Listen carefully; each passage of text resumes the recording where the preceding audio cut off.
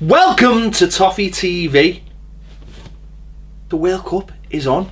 It starts very soon, Baz. So we know what we thought. Well, we sit here all day talking about Everton. Let's get stuck into the World Cup. Let's start previewing the World Cup.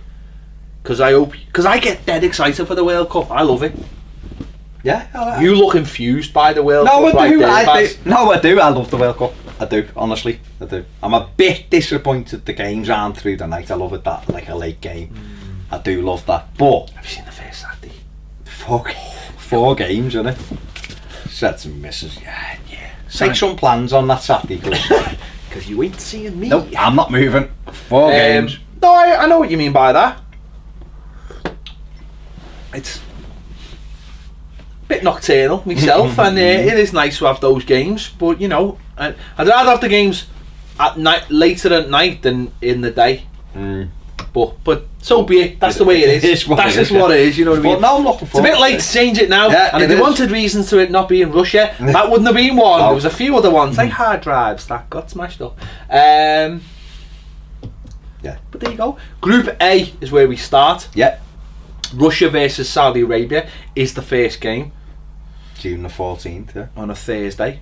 It sounds like a game for the ages. But what I love about the World Cup, sometimes it's like anything else, isn't it? You put a game on, it could be like Saudi Arabia versus Russia, let's just say, and it ends up being a boss watch because that's the World Cup. It's the World Cup. You'll watch anything. You will. Won't you? People you've never heard of suddenly become absolute worldies household names. Household names, even if it's for a couple of weeks. And it's great. Just gets you going. It's great. It is because it's just a shift away from the club focus, isn't it? And just watch football and I think for the likes of us, you still link back to when you were a kid, because you didn't see those players that now. Now you can see players Champions League and everything else. You still get surprises. You do. You still get surprises, and this could be a group that creates some of the surprises. Russia, Saudi Arabia, Egypt, and Uruguay. Not necessarily a great group on paper, and actually for all four teams, what a group to be in. Because I would say all four teams could get out of this group if things fall their way. Russia are the hosts, obviously. A lot of pressure, a lot of political pressure on them at the moment. They want this World Cup to run as smoothly as possible. A lot of people talk about things like hooliganism and all that. I don't think there's going to be any problems, because I don't think it'll be allowed. I think the main man will make sure, Mr. Putin, I think he'll make sure there ain't no hooliganism. So it's a showcase for because do you know what? Because with everything that's going on in the world, Russia have a fantastic opportunity to say this is what we're all about, and I think he'll make sure that it runs smoothly. I've seen different ways that he might be making it run smoothly, like he did in the Olympics a couple of years ago. He made sure that runs smoothly, so I think he'll make it run smoothly. Russia themselves, they're not blessed with household names this time. I think what was it 21 of the 23 players play in Russia. Now I know in the last few years the Russian league's become the finances have gone up a little bit, but you would expect any decent team in the World Cup to have players scattered about and in a few big teams, but Russia don't have it. But then someone could turn around to you and go, well, name me English players. I knew you were going to say that. Who play somewhere else. So I understand what you're saying. There's not as many household. Martinez, Graham Jones, you set piece. There's not as many Russian players that are household names now. Obviously Alan Dragov, I think you say his name, he's been linked with Everton a couple of times. Certainly when Martinez was here, he was a very exciting young player, plays for CSK. Where's Billy? CSK, I know. This should have been Billy's moment. But just because you they're not household names doesn't mean they're not going to be a good side. The host nation, we saw it with South Korea in 02, getting to the semi-finals when they were hosting it. That host nation can be carried forward. We've seen France obviously got to the Euro. I know, I'm not comparing Russia with France, but I mean that thing, the momentum. England in '96, we got to the what actually might galvanise them is the fact that most of them are at home and have been able to take it all in. The excitement as it approaches and really take that on board, and with know this each other's games a little bit better because they play in the same league and stuff, see each other regularly and stuff like that, and no big egos. And with this group as well, you know, Uruguay would be the one that you would expect to win the group, but for me, that second place, since something happened in the Champions League, that might have blown it a little, you know, wide open. Do you think? You know, with that, with the injury? Well, you know, at the end of the day, I mean, Saudi Arabia, they've got 3 players who play in Spain, and all the rest of them in Saudi Arabia. So therefore, they're the weakest. I would on paper. On paper, they're the weakest. Now they're the weakest because their league is the weakest. But again, it's almost like the Russian thing. This might be a group of players that have played together for a while, so know each other's games. That might help them. But when they go against harder teams, I think they're going to struggle, especially with the standard of the league. But as I say, Egypt, 2 weeks ago, everyone was like, oh, these could be like a dark horse for the semi-finals or whatever, because I think they are the strongest team in Africa, and with Salah, they had an X-factor player. They had a player who was, you know, absolutely just smashing it. I mean, no matter what you say about Salah or what you want, he has had an absolutely phenomenal season. And then when it came down to that Champions League, and all down to a halt. I mean, he's been free of injury all season pretty much. He's been absolutely flying. But it looked, the trajectory was perfect for the World Cup, absolutely perfect for the World Cup, and that's what led a lot of people to think, we don't want Egypt, we don't want to get him, because he's got such an X factor that on any given day he's so good that he could hurt us. But obviously with the injury, now he's going to the World Cup. There's obviously that's been named in the squad. He's been named in the squad. So he might miss the first game. Let's say he missed the first game. I don't think he's arriving with the rest of the group till the 9th. Till they play on the Friday, don't they? So he misses that game against Uruguay. I suppose if you wanted them to miss one game, that might be the game you'd want them to miss. Yeah, I understand. Yeah, because obviously Uruguay, you'd expect to win that game. Uruguay would expect to win that game. You'd expect to win it, and therefore Egypt are capable of getting 4 points at least than the other two. You know, capable of getting a draw off Russia if Salah's fit, capable of beating Saudi. So yeah, I get it, but I think he'll play. I think he'll play even if it's an injection. It's a shoulder sprain. Yeah, but no, it's not. It was. They said it hasn't been dislocated. No, I know it hasn't been dislocated. But what I'm saying is that he's such a fast player that he uses his arms, and that was clearly why he couldn't carry on in the game.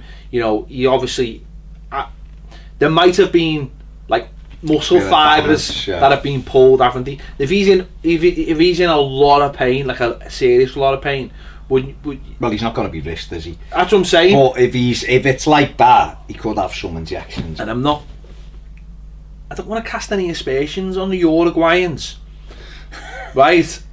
But they do. They're clever. They've been known to be quite clever over the years in the way they go about football matches and playing them. Well, and maybe and the different tricks they will take. Well, maybe Egypt might leave them out for that one. And I imagine if there's any nation that might just target that arm, it might be Uruguay, because they're just very clever. They like to win. But they've got some good players anyway, Egypt. You know, it's only when you say them out, like, you forget about it and go, well, you know, they've got Hegsy, who's at West Brom, the big tall centre half. They've got El Neni, who's at Arsenal, who's decent. Trezeguet, who Everton have been linked with, the winger, is very good. Sobby, who's moving from Stoke to... They've got about 6 or 7 English-based players, haven't they?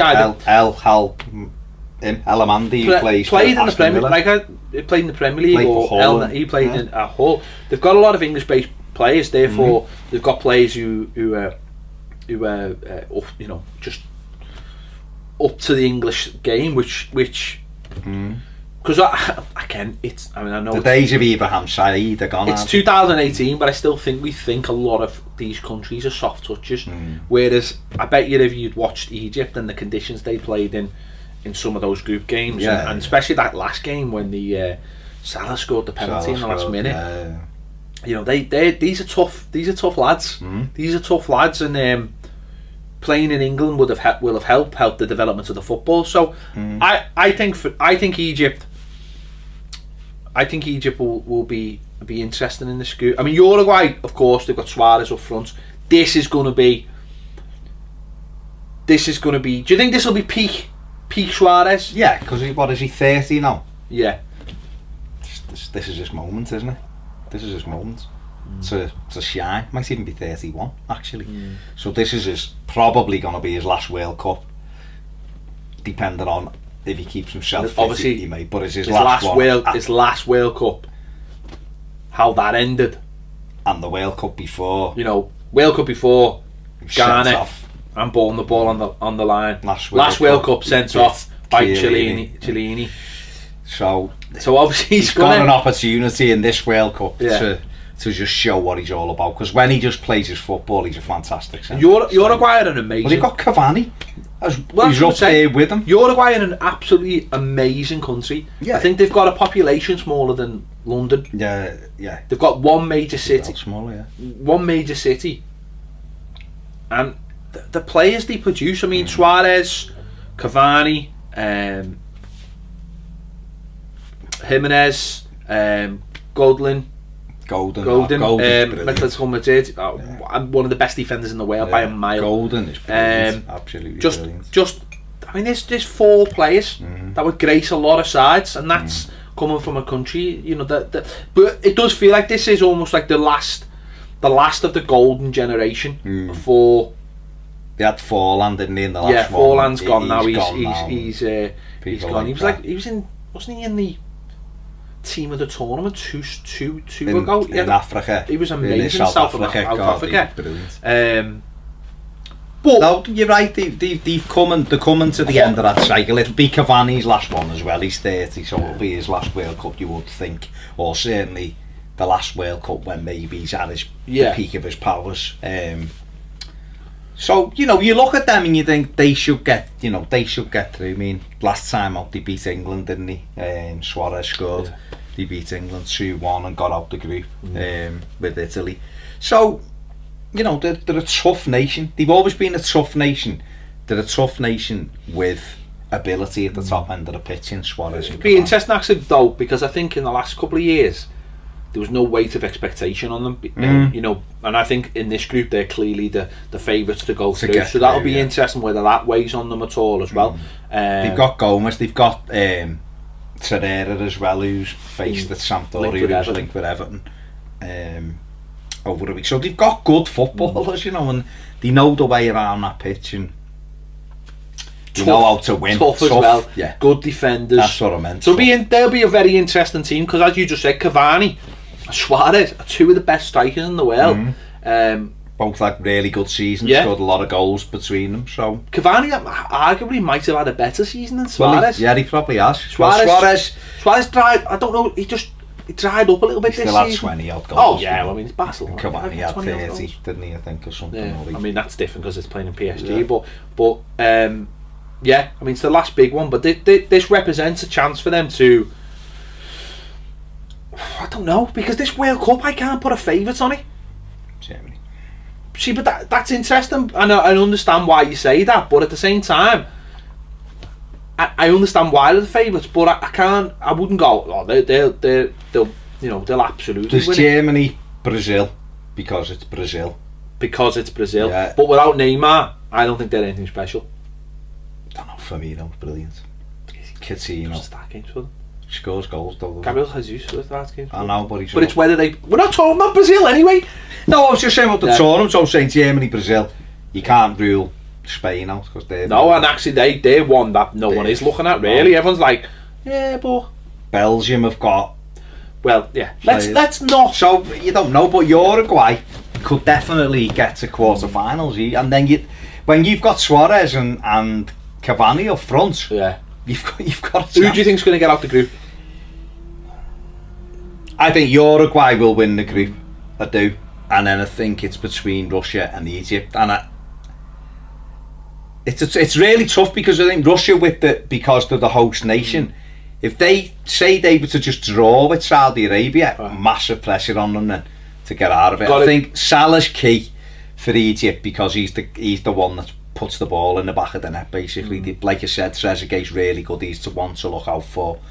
Sobby is a bit hit and miss, or he certainly was at Stoke. But they've got players. I'm going to say Uruguay and Egypt. I think Uruguay and Egypt, and I think what will happen is Uruguay will I think they'll get 2 wins and a draw. I think Egypt will get out the group because I think even without Salah, I think they've got a good side. I think they've got players who know how to get results, and I think Salah will come in the last couple of games, or maybe a game and a half even, and just they'll do enough. I think Russia will bomb.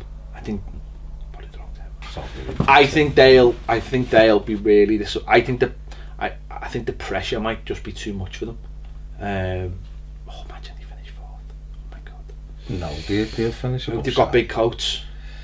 I think because they're going to Siberia. I think I can see Egypt getting 4, maybe 5 points. I think it's all on that first game for Egypt. No, for Russia for the whole tournament. No, for that group. Yeah. I think if Russia don't pick up 3 points in that first game, they're in trouble. Because they've got to get off to a good start to get the belief of the people behind them and the momentum. Do you subscribe to the fact that the host nation has to have a good World Cup for it to be a good World Cup? No. Only that only applies if you are the home nation. Do you know what I mean? If you are looking through the eyes of someone, you'll go, was that a good World Cup? Well, what did we do? No, I mean for the crowds and stuff. The crowds will turn up no matter what, and if they don't, he'll bust them in. The crowd tickets are already sold. Yeah. No, I'm just saying. Tickets are already sold. For interest and for keeping. You need like a big lanyard with a big thing on your face and everything. There's no messing about with this World Cup. He's got it boxed off. No matter what anyone thinks of that man, he knows how to do PR, and he'll get it right. This time more than any other time. He's gonna find a way. He's gonna find a way to get away. Find a way to get away. This time more than any other. I think he'll get it right. He's gonna do it right. Yeah. There you have it. That is Group A. I mean, so we're going for Egypt and Uruguay. It wasn't at the stats heavy for the teams. We don't want that, but we don't want that. This is a laid back conversation amongst friends of what's going to happen in the World Cup. Yeah. You want that? Let us know your thoughts in the comments. Tell us something we don't know about these teams. If you are from any of these countries, which you know what, you might be, because you might have just seen this video and gone, who are these idiots? Let us know your thoughts, and we're going to be doing this for the entire World Cup. By the way, we're going to do previews for every group, and we're going to be doing reactions, not to every single game, obviously, but we'll be doing them every day. Every day. Oh, Baz doesn't know. We'll be doing a World Cup daily every day, Baz. Every day. Not an issue, mate. Not an issue. That's what we do now. We're here, ready to do it. Ready to go. Ready to embrace. Might do some we'll do some live stuff. Do some live stuff as well when the games are on. Some watch-alongs for the games as well. Not for these ones though, because I'm on holiday.